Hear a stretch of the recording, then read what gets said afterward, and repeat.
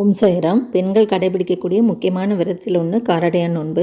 மாசி மாதத்தோட நிறைவாக வரக்கூடிய ஒரு முக்கியமான விரதம் அப்படின்னு சொல்லலாம். இழந்தவை அனைத்தையுமே மீட்டு தரக்கூடிய ஒரு மகா உன்னதமான விரதம் அப்படின்னும் இதை சொல்லலாம். இந்த விரதம் பார்த்தீங்கன்னா நாளைக்கு வெள்ளிக்கிழமை மார்ச் 14ஆம் தேதி வருது. இந்த நோன்பு அனுஷ்டிக்கிறதுக்கு நீங்கள் நாளைக்கு காலையில் நேரமாக எந்திரிச்சு குளிச்சுட்டு பூஜை அறையில் அம்பாள் முன்னால் விளக்கேற்றி உங்கள் விரதத்தை நீங்கள் துவங்கலாம். முடிஞ்ச விரதம் இருக்கலாம், அல்லது பால் பழங்கள் கூட நீங்கள் சாப்பிட்டுட்டு விரதத்தை மாலை வரை நீங்கள் கண்டினியூ பண்ணிக்கலாம். சத்தியவான் சாவித்திரி கதை தெரியாத இருக்க முடியாது. சத்தியவான் உயிரை மீட்டு தந்த ஒரு அற்புதமான விரதம் இது.